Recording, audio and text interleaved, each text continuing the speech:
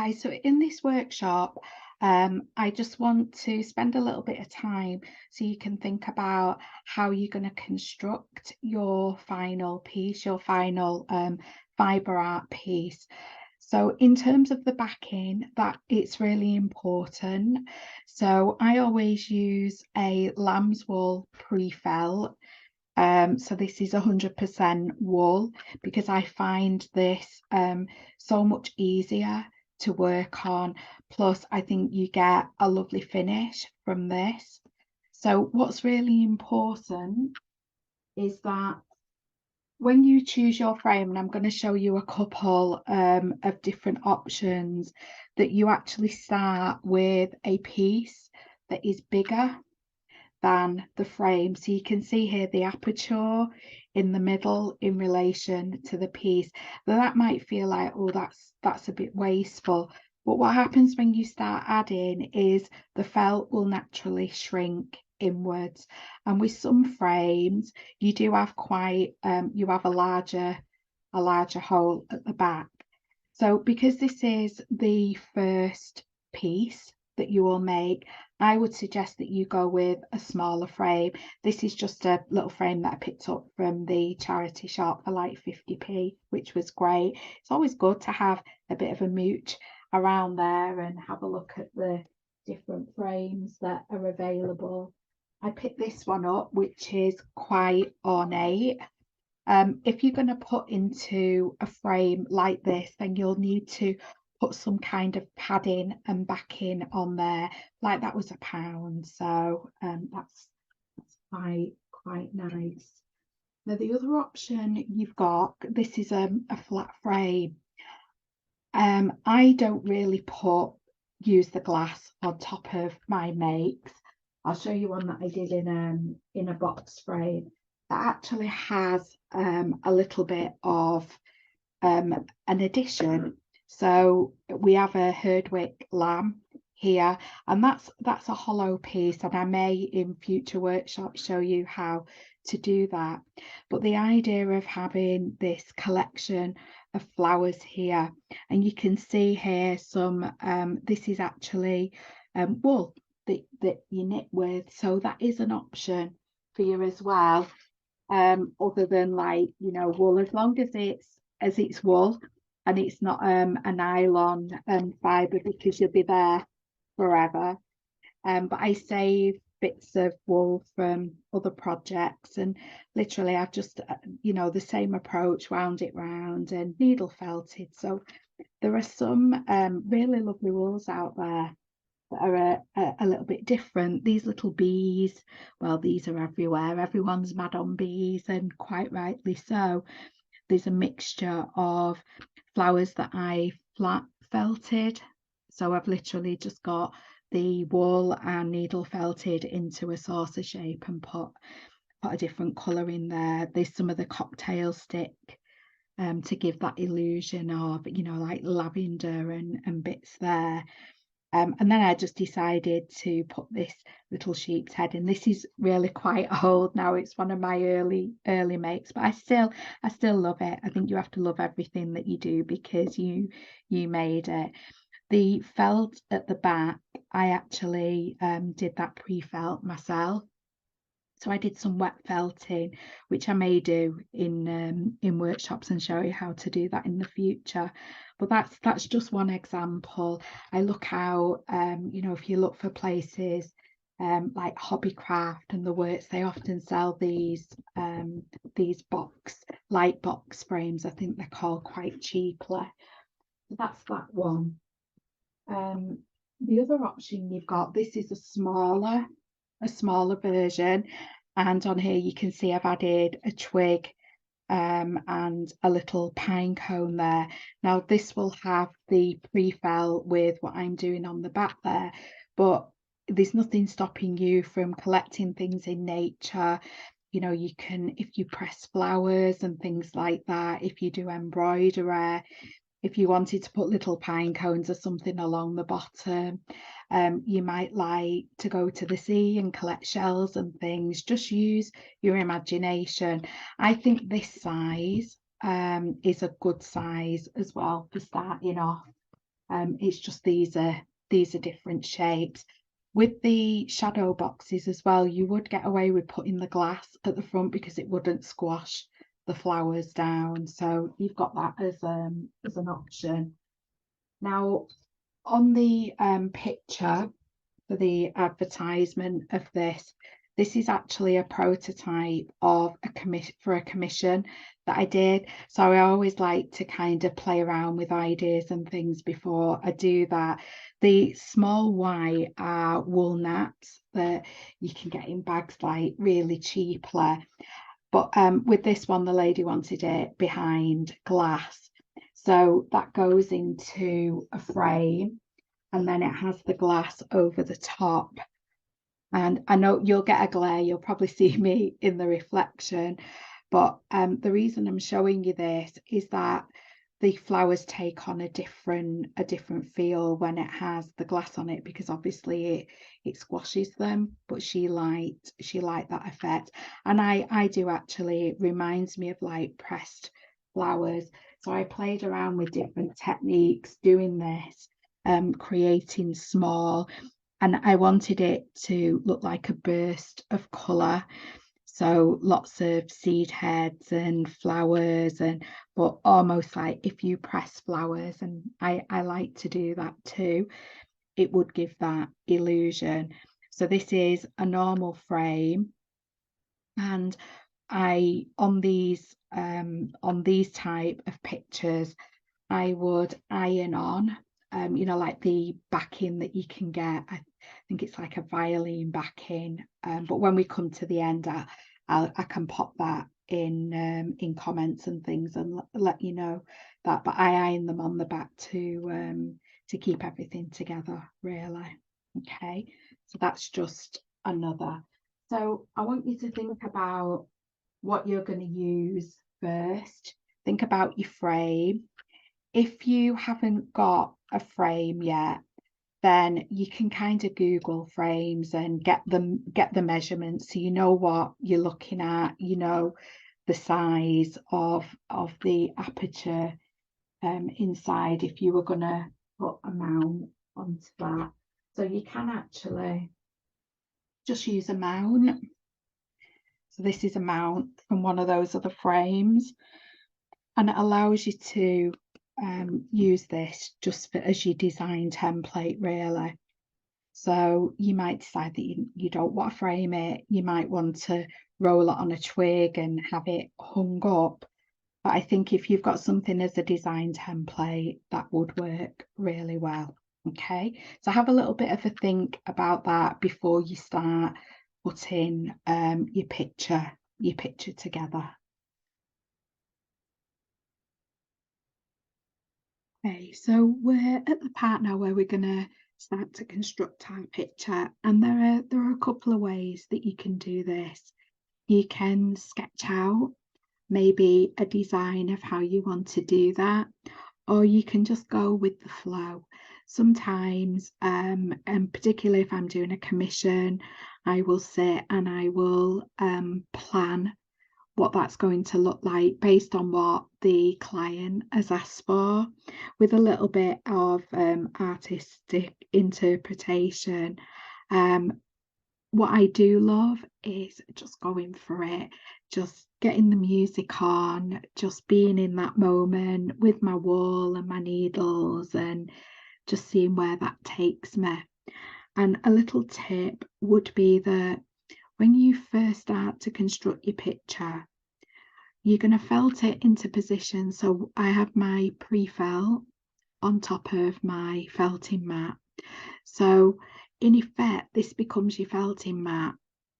And what happens, obviously, if you poke really hard or you stab, then you're going to go all the way through all those layers. So you have to take the same principle of moving your felt, you know, moving it up, and doing that quite often, because what you don't want is all of this all stuck, because once you start to pull it, you're going to ruin your make. Okay, so that's just a little word of caution. Do it a little bit at a time, you know, half an hour at it, see whether you like it.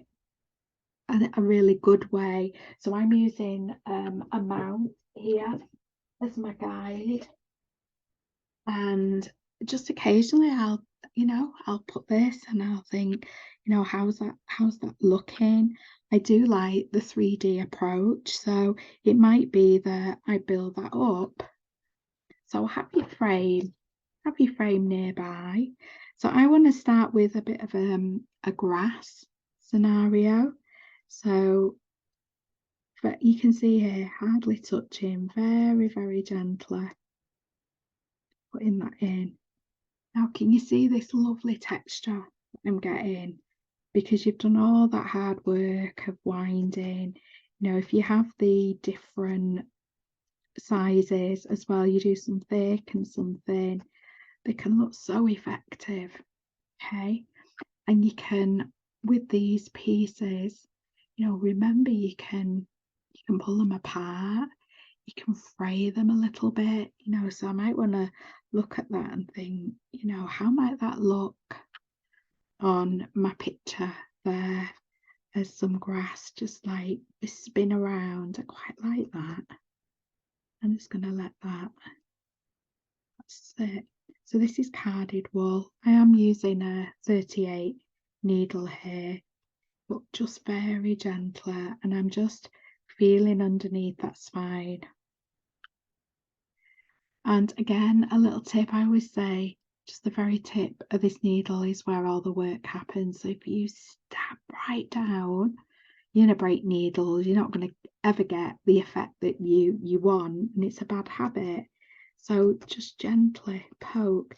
Now, if for any reason then I don't like that, it's dead easy to take it out. But I'm quite liking the effect of that.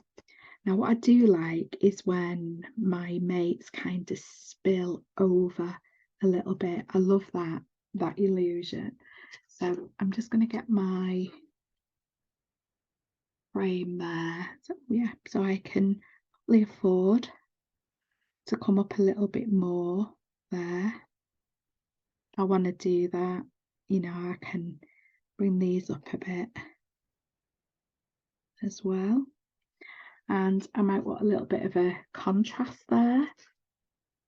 So I have a darker green. I'm going to save that one actually because that's really quite tight, and that would be so lovely for, that's a bit loose, be so lovely for a flower. Okay, so I'm going to put that in there.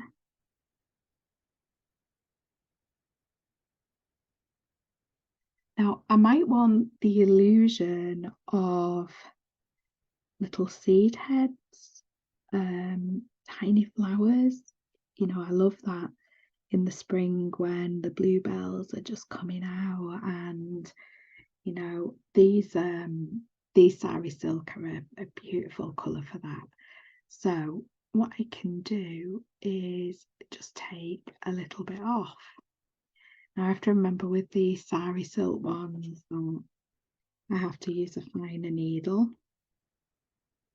So I might just poke that in there.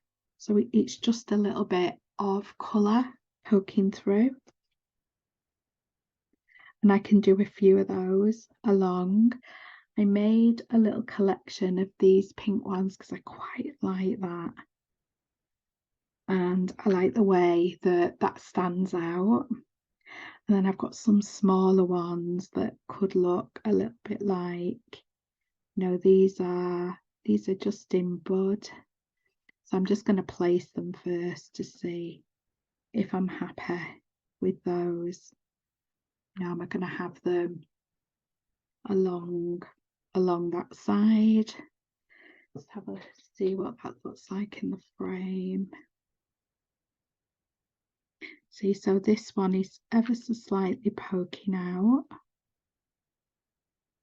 and that one is coming out a lot, but I think I'd like some contrast in there. So I did this little purple one. So I think that against there looks quite nice. So this is what you're doing. You're moving things around. Do I like that? Do I like it on there?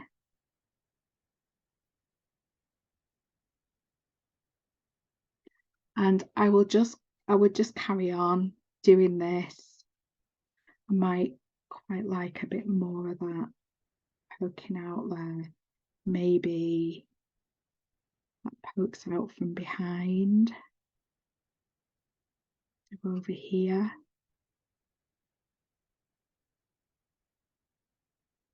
And you just keep playing around with that,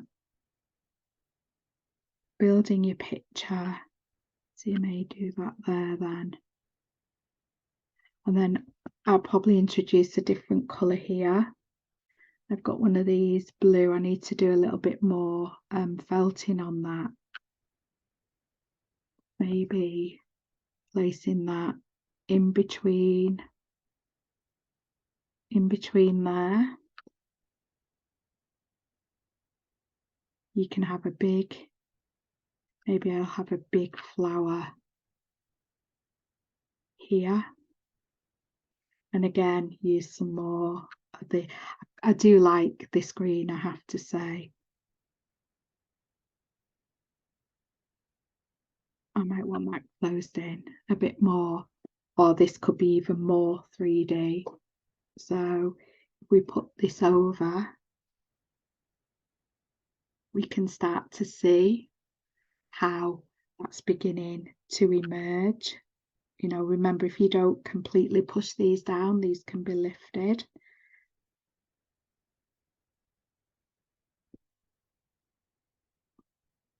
And then you just carry on until you fill that up. So I'm gonna make some more flowers. I'm gonna add to this. Now, if you're happy, so with this one, I'm just gonna move these away. I will keep moving and playing around with them, no doubt. If I'm happy where this pink one's going, I tend to hold the corner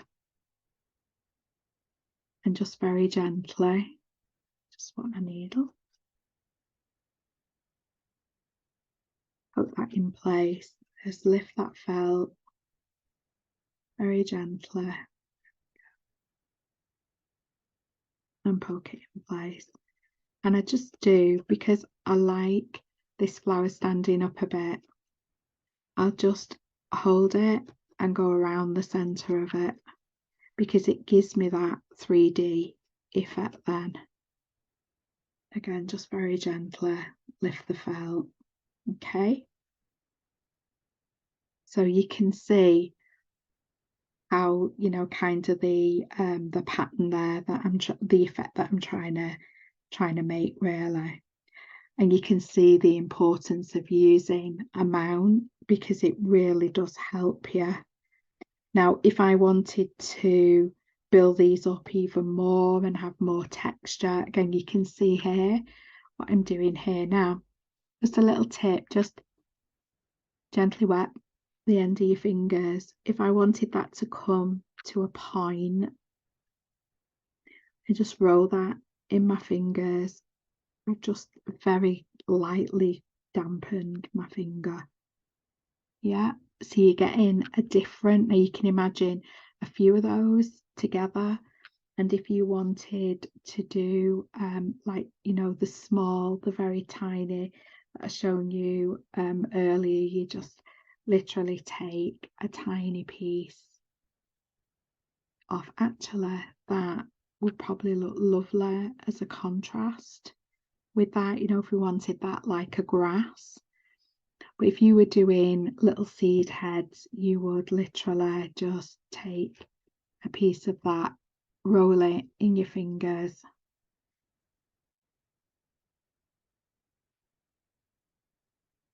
You see there what I'm doing there, just turning it around. I can lift it up with my needle and I can pop that on there. And I could do a few of those coming down, going across. You can do another here. And you could add on to there. So again, just let your imagination go. It's your interpretation of flowers. If you wanted grass to have blue running through it, this could be representative of tiny little flowers that are coming through. If you bunch that together and you could wind that around and have that coming out. So anything goes really with this. It's your design. So I'm going to make some more flowers and then I'll be back with you on just the finishing and the mounting. Okay.